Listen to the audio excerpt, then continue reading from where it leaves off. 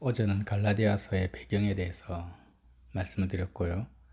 제가 말씀하면서 실수한 것이 할레파 유대인을 헬라파 유대인으로 잘못 발음을 했더라고요. 그래서 할레파 유대인은 교회 안에서 할례를 행해야 된다고, 이방인들도 할례를 행해야만 구원을 받을 수 있다고 주장하는 자들이고, 헬라파 유대인들은 해외에 흩어져 있는, 특히 그리스 지역에 흩어져 있는 유대인들을 말하죠.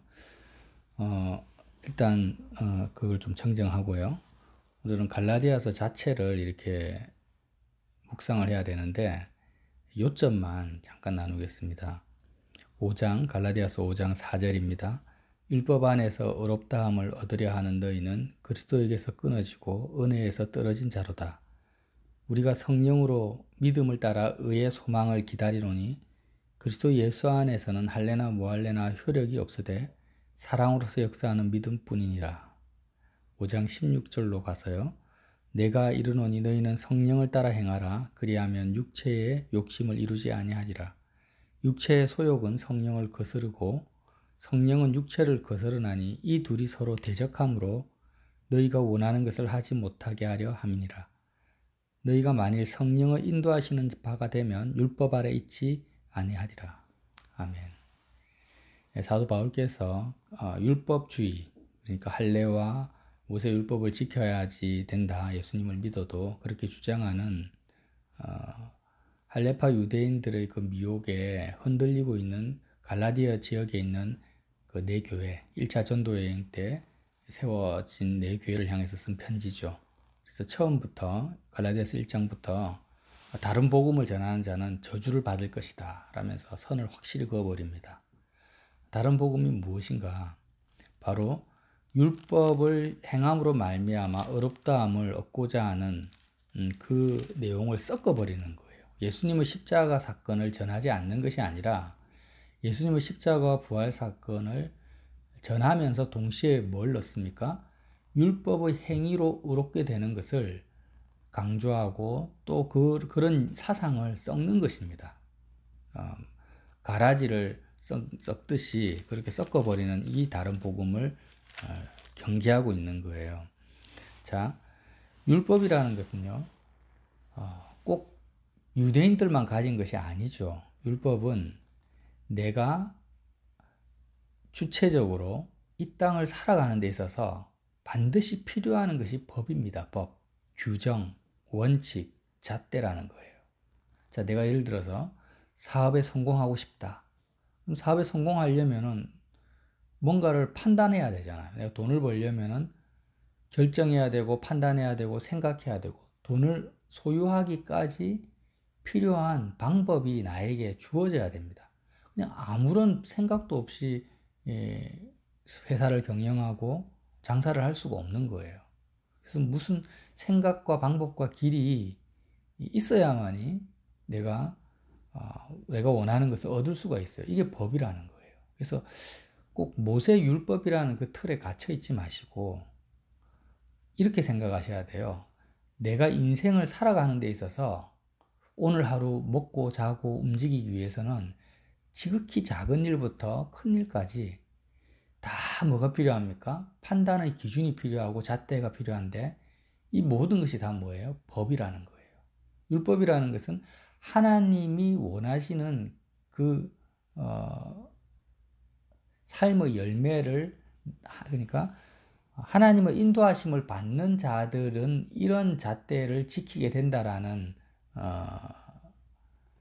하나님으로 충만한, 성령 충만한 사람의 그 분별하는 잣대가 율법인데 그 율법을 내가 행동하고 판단하는 기준으로 삼는 것이 율법주의자라는 것입니다. 율법 자체는 의로운 것이고 옳은 건데 내가 하나님으로 충만한지 세상으로 충만한지를 나 자신을 보는 나의 모습과 나의 영적 상태를 분별하는 잣대가 율법인데 그 율법을 행동의 기준과 판단의 기준으로 삼는, 그러니까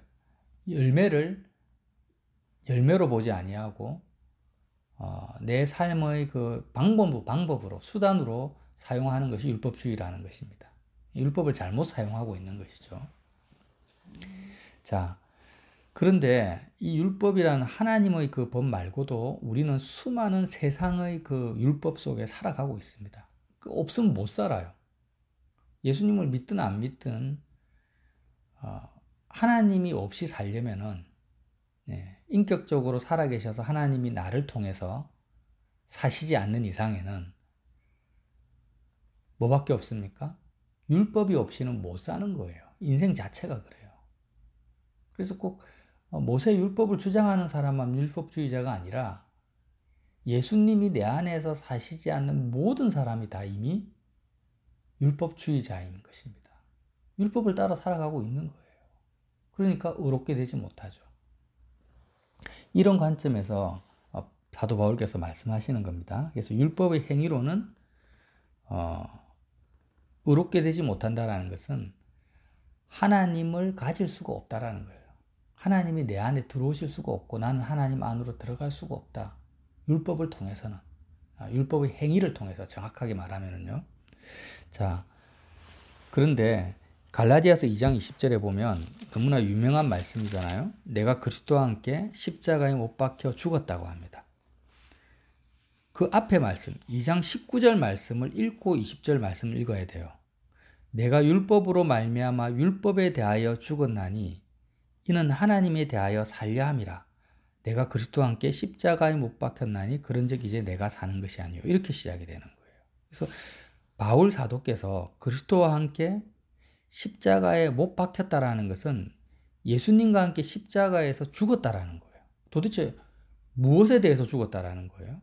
꼭 집어 말하면 19절 율법으로 말미암아 율법에 대하여 죽었다라는 거예요. 여러분 이렇게 본문을 연결해서 생각해 보셨습니까? 내가 십자가에서 예수님과 함께 죽었는데 무엇에 대해 죽었다고요? 율법에 대해서 죽었다고요. 자, 율법이 뭐라고 했습니까? 내가 이 땅을 살아가는 데 있어서 오늘 하루 무슨 행동을 하거나 말을 하거나 내 마음의 소원을 이루기 위해서 반드시 필요한 것이 기준과 판단과 방침과 잣대인데 여기에 대해서 죽었다라는 거예요. 이 말은 다시 말하면 내 마음속에 어떤 이 땅에서 이루고자 하는 소원이 없다라는 거예요. 이 세상에서 내가 원하고 추구하고자 하는 그런 목적, 목표, 소원이 죽었기 때문에 율법에 대해서 그 소원을 이루고자 하는 그 방법, 그 길에 대해서 죽을 수가 있는 것이죠. 그래서 세상에 대해서 죽었다, 율법에 대해서 죽었다, 이 세상에 대한 어떤 나의 소원이나 욕구나 정과 욕심에 대해서 죽었다. 다 같은 말이라는 것입니다. 다 연결되어 있습니다. 다시 한번 정리할게요. 자, 내가 내 마음속에 오늘 하루를 살아가면서 내가 지금 뭘 해야 되겠다. 뭘 가지고 싶다. 누구를 만나야 되겠다. 공부해야 되겠다. 돈 벌어야 되겠다. 오늘 매출을 이 정도 달성해야 되겠다라는 어떤 소원이 있잖아요. 내가. 그 소원이 있으면 그 소원을 성취하기 위해서 반드시 방법이 필요합니다. 율법이 필요하다라는 거예요. 근데 그 율법, 그 방법에 대해서 죽었다라는 것은 뭐예요? 이 세상에 대한 어떠한 소원에 대해서 소원도 가지지 않는 상태가 되었다라는 거예요. 그래서 율법에 대해서 죽은 것이 뭡니까? 세상에 대해서 죽은 것이고 세상에 대한 정과 욕심이 십자가에 못 박혀 죽은 거예요.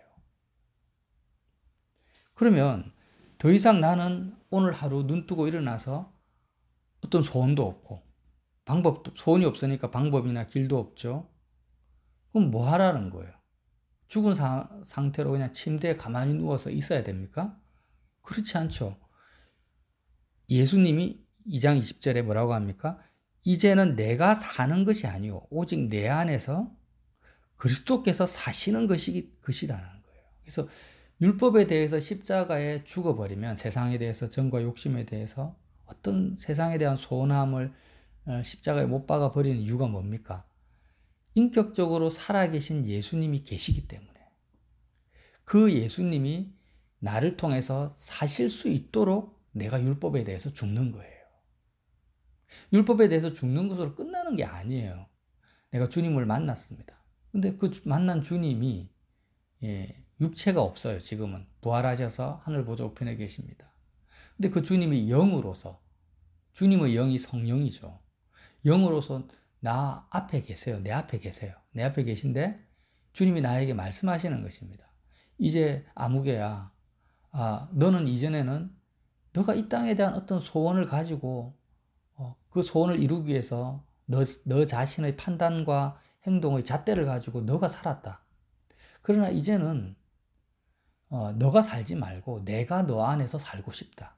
내가 인격적으로 주님은 살아계시니까 주님의 생각과 판단과 소원이 있습니다.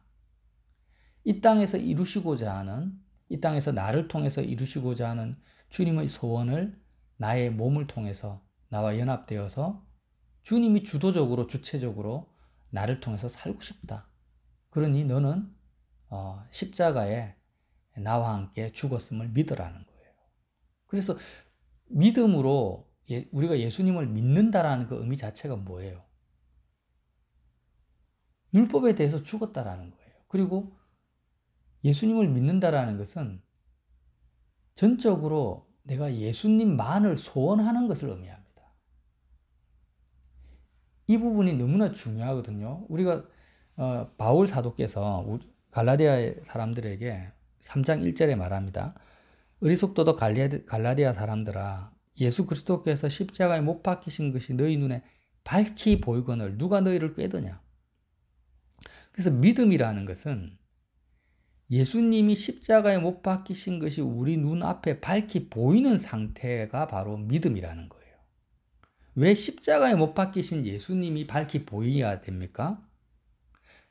무리를 걸어가신 예수님, 풍랑을 잠잠케 하시고 병자를 고치고 오병이의 기적을 일으키신 예수님을 밝히 봐도 그 예수님을 통해서는 나의 이 땅에 대한 나의 소원과 그 소원을 성취하고자 하는 내 안에 있는 그 법이 율법이 죽지 않는 거예요. 오히려 이 세상에 대한 나의 소원을 더 강화시키고 그 소원을 성취하도록 돕는 예수님이 보이죠. 제자들의 눈에 그 예수님이 보였던 거예요. 그러나 십자가에 못 박히신 예수님을 내가 밝히 볼 때 뭐가 보입니까? 이 세상에 대해서 죽은 나가 보이고 이 땅에 대한 소원을 성취하기 위해서 율법을 가지고 살아가는 내가 죽은 그 그리스도와 함께 십자가에 못 박혀 세상에 대해서 법에 대해서 죽은 내가 보이는 것입니다. 이게 뭐예요? 믿음이라는 거죠. 아멘. 율법에 대해서 죽은 믿음이에요. 아멘. 이렇게 보일 때 어떤 일이 벌어집니까?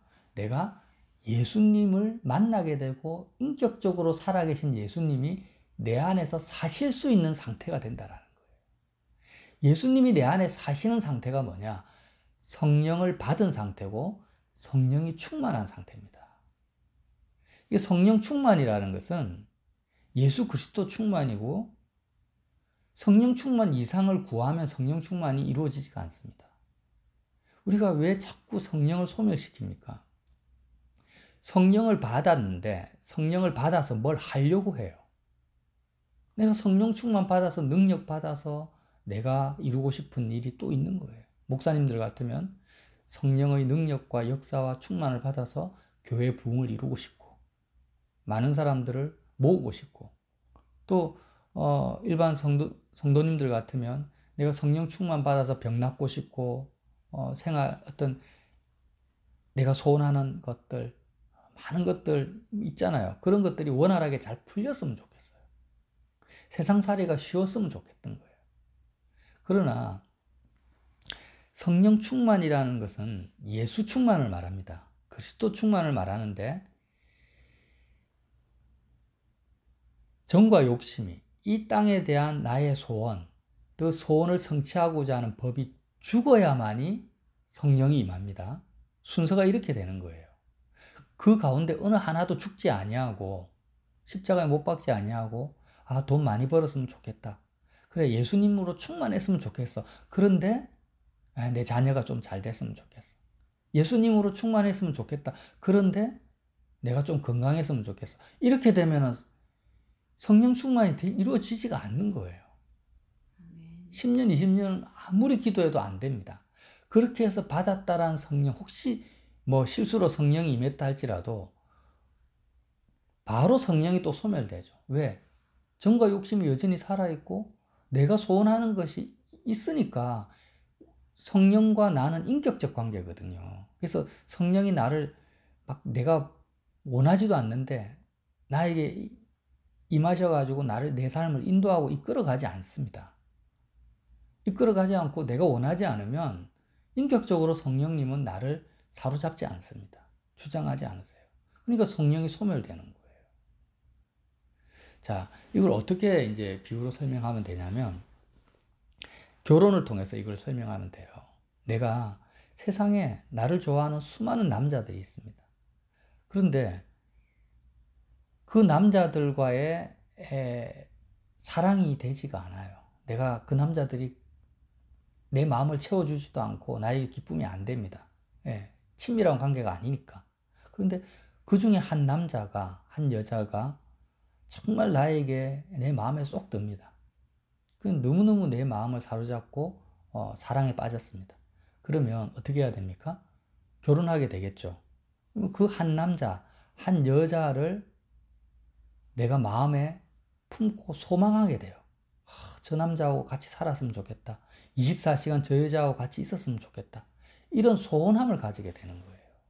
그러면 그 소원함을 통해서 프로포즈를 하고 결혼을 하게 되면요. 어떤 일이 벌어지냐면 세상 모든 남자에 대해서 내가 자유하게 되죠. 자유하게 된다라는 것은 세상 모든 남자와 나는 상관이 없어져요. 상관이 없어지고 나는 오직 한 남자, 한 여자에게 구속되어집니다. 구속되어지는 거예요. 이 구속되어지는 것이 뭐냐? 자유입니다. 자유. 그래서 우리가 생각하는 자유는 내 마음대로, 내가 원하는 것 내 마음대로 할 수 있다. 여기에 끝나버리는데, 내 마음대로 할 수 있는 것이 자유가 아닙니다. 내가 정말 원하는 것을, 내가 정말 바라고 원하는 것에 나 자신이 구속되어지는 것이 자유예요. 내가 뭘 원합니까? 진정한 기쁨과 온전한 기쁨과 만족을 원해요. 온전한 기쁨과 만족이 없는데 내가 하고 싶은 것 한다고 해서 그것이 자유입니까? 아니에요. 지금 많은 성공한 사람들이 자살하는 이유가 자기가 원하는 것을 다 성취했는데 마음이 채워지지 않고 마음에 참된 자유와 기쁨, 그러니까 참된 만족이 없으니까 오히려 더 절망하고 우울증 걸리고 자살하는 것입니다. 그래서 우리는 예수님으로 성령으로 충만하기 위해서는 우리 속에 전제 조건, 어떤 믿음이 있어야 되냐면 굉장히 강력한 믿음이 있어야 돼요. 어떤 믿음이 있어야 됩니까? 세상과 상관없이 내가 가난하든 부하든 병들었든 건강하든 사람들이 나를 존경하든 나를 박해하든 정말 이 세상의 상황과 환경과 전혀 상관없이 예수님 한 분만, 정말 살아계신 예수님만이 내 안에 들어오시면 나는 절대적인 만족과 기쁨을 누릴 수 있다라는 그 믿음이 내 속에 강력하게 자리 잡아야 된다는 거예요. 이 믿음이 없이 성령을 구하고 설사 성령이 순간적으로 나에게 임하였다 할지라도 내 소원함이 세상을 향하는 순간 성령은 소멸되어집니다. 그러니까 사도 바울이나 수많은 사도 제자들을 한번 보세요. 그들이 예수님을 만났습니다. 예수님이 그들 안에 삽니다. 그 다음부터는 주님이 원하시는 대로 그들을 끌고 가세요. 예수님으로 충만한 상태에서 주님 나는 지금 대통령이 되고 싶습니다. 장관이 되고 싶습니다. 부자가 되고 싶습니다라고 말하는 사람이 누가 있습니까? 사도행전에. 아무도 없습니다. 그냥 성령 충만 자체로 끝나버리는 거예요. 왜? 예수님을 가지면 이제 다 이룬 거죠. 내가 한 남자를 사랑합니다. 그러면 그 남자를 사랑하고 마음에 품어요. 품고 소원합니다. 그와 함께 있었으면 좋겠다. 그 소원이 어느 정도까지 커집니까? 초가상간에 살든, 궁궐에 살든, 길거리에 살든, 텐트 치고 살든 상관없다라는 거예요. 내가 정말 소원하고 사랑하는 그 남자, 그 여자와 함께 있는 것 자체가 나에게는 기쁨이고 만족이 되는 거예요. 왜? 그 존재 자체가 나에게 사랑이니까. 나에게 기쁨이니까. 이 소원함이 믿음이라는 것입니다. 다른 게 믿음이 아닙니다. 그러니까 돈이 있으면 행복할 거다라고 내가 믿는다면 돈을 믿는 것이고, 예수님을 믿는 것이 뭐예요? 예수님만 있으면 나는 절대적인 자유와 만족과 기쁨을 가질 수 있다라고 믿는 것이 뭐예요? 예수님을 믿는 거예요. 이 믿음으로 말미암아 우리가 구원을 받는 것이고 자유를 누리는 거예요. 그러니까 세상에 30억, 40억의 남자가 있는데, 40억 명의 남자가 있는데 그 남자 다 필요 없어. 다 필요 없고 내가 정말 사랑하고 내가 아끼고 소원하는 그 남자, 그 여자가 있으면 돼라고 하는 것이 사랑이잖아. 인간적인 사랑입니다. 똑같아요. 똑같아. 그런데 우리는 여태까지 성령 충만에 대해서 어떻게 많은 간증을 들었습니까? 여러분, 성령 받으십시오. 그러면 삶이 형통해집니다. 성령 충만 받고 나서 그 성령의 능력으로 뭔가를 하려고 해요, 자꾸. 그러니까 이거는 성령 충만이 아닙니다. 수많은 간증들, 수많은 설교들이, 자, 예수님을 사랑하고 믿음을 가지면 하나님이 너에게 이런 복을 줄 거다. 여기에 초점이 맞춰져 있는 거예요. 이런 설교와 간증은 전부 가짜입니다, 가짜. 다 가짜예요. 예수님을 가지기 위해서는 세상을 다 팔아버려야 된다. 이게 진짜죠. 내가 예수님 한 분 가지려면 이제 어떻게 해야 됩니까? 예수님은 살아계신데 내 마음속으로 들어오시는 분이잖아요. 예수님을 가진다는 의미가. 자, 돈을 가졌어요. 그럼 돈이 내 마음속에 들어와 봤자 돈은 판단하고 능력하는 인격적 존재가 아니에요. 자녀를 가졌다. 자녀를 가져도 자녀를 내 마음속에 내가 품어도 살아있는 자녀가 내 마음 안에 들어오지는 못해요. 나와 함께 살지는 못한다라는 거예요. 내 마음속에서. 객관적 대상으로 살아있지만 내 마음 바깥에 있고 내가 마음으로 품었을 뿐이죠. 그러니까 이 세상 어떤 것도 내가 마음으로 가지고 소원해도요, 그 대상이 내 안에서 살 수가 없고 내 삶을 이끌어 갈 수는 없습니다. 다른 객관적 실체죠. 그러나 예수님은 영으로서, 성령으로서 내가 예수님을 가지게 되면, 만나게 되면 예수님은 내 안에 들어오십니다. 그리고 인격적 존재니까 예수님만의 판단과 생각과 계획이 있는 거예요. 부딪히죠. 부딪히니까 오늘 말씀에 뭐라고 합니까?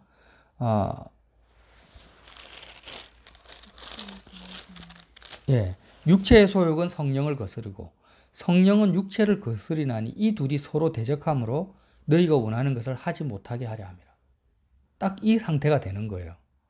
그래서 내가 예수님을 소유하고 인격적으로 만나고 믿음으로 예수님을 믿게 되면, 정말 예수님을 믿게 되면, 예수님을 소원하게 되면 뭘 포기해야 됩니까?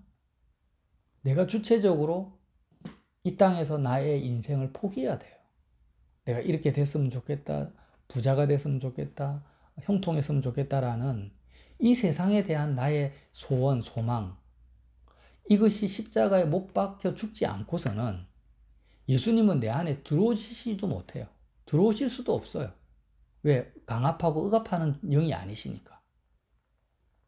철저하게 성령은 나의 자유의지를 존중하시는 분이기 때문에 내가 먼저 내 눈에 그리스도가 십자가에 못 박히신 것을 밝히 보는 믿음으로 세상에 대한 정과 욕심이 못 박혀버리고 정말 내가 예수님 그분 자체만을 소원하는 그 믿음이 없이는 주님이 내 안에 들어오셔서 나를 통해 사실 수가 없다라는 것입니다. 베드로나 바울이 감옥에 가고 싶었겠습니까? 감옥에 가고 싶은 사람이 누가 있어요?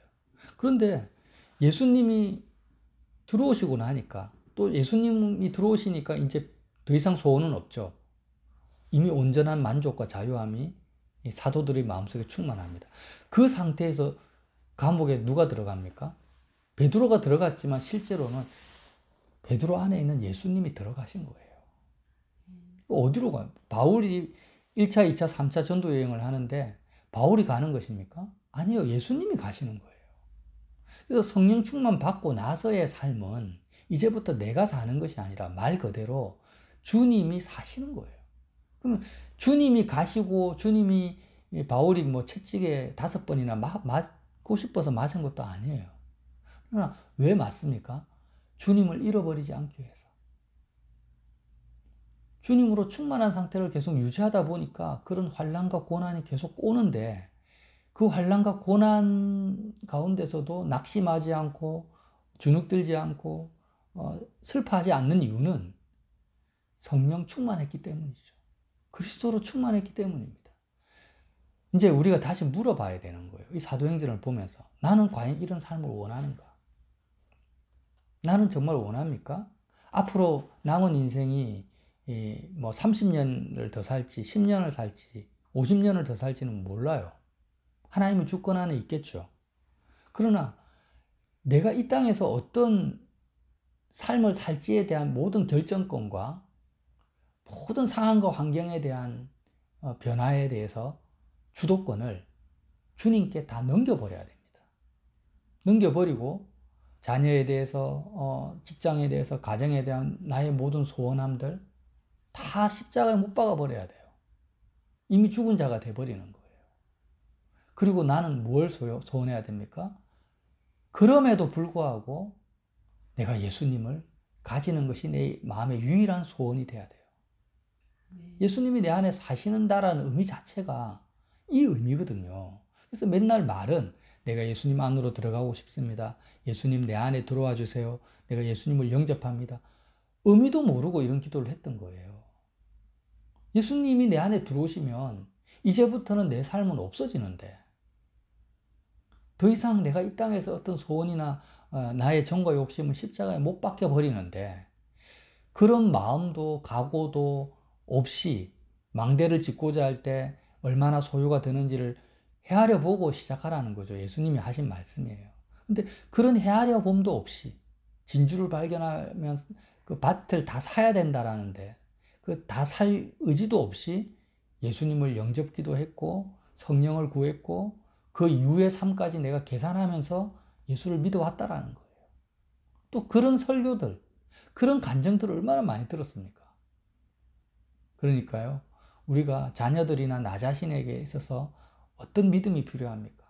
정말 예수님 한 분만 있으면 그것이 진정한 자유고 예수님 한 분만 있으면 된다라는 믿음이 내 안에 강력하게 자리 잡지 않으면 성령 충만의 지속성은 나와는 상관이 없어집니다. 세상을 살아가면은요, 어떤 설교들, 돈이 좋다. 돈이 있으면 모든 것이 편하다. 권력이 좋다. 명예가 좋다. 가족이 최고다. 이런 설교들은 드라마, 영화 24시간 우리끼리 들려옵니다. 우리가 세뇌가 돼버렸어요. 그래서 우리도 그 돈에 대한 믿음, 세상 어떤 부귀 영화에 대한 믿음이 내 무의식 가운데 너무 깊이 박혀 있는 거예요. 사실 그것을 다 가져봤자 마음이 안 채워지는데 그 믿음은 들음에서 나죠. 잘못된 믿음이 내 속에 너무 잠재되어 있으니까 어떤 믿음이 안 들어옵니까? 진짜 믿어야 될 것. 그리스도가 내 안에 사시면 최고 좋다. 모든 무거운 짐이 다 없어진다.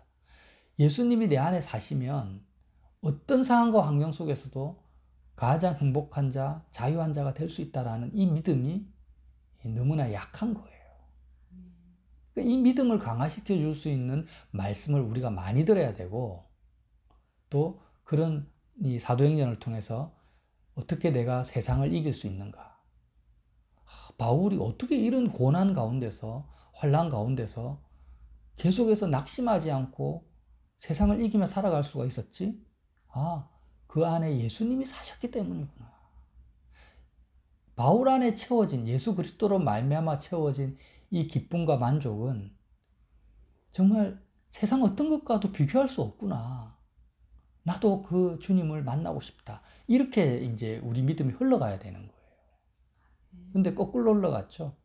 능력과 기적과 이적, 이것만 바라보고 살아온 경우가 많이 있다라는 거예요.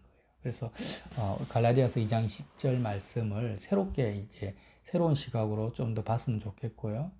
성령의 인도하심을 받으면 오늘 뭐라고 합니까? 너희가 만일 성령의 인도하시는 바가 되면 율법 아래 있지 아니하리라. 율법 아래 있지 않는다. 세상에 대한 어떤 소원도 가지지 않는다. 오직 예수 그리스도 한 분만으로 충만하고 만족한 상태로 살아가게 된다. 이 의미로 적용하시고 오늘 나에게 오직 주님만을 소원하는 그 믿음이 충만하시기를, 저와 여러분에게 충만하시기를 예수님 이름으로 빌어드립니다.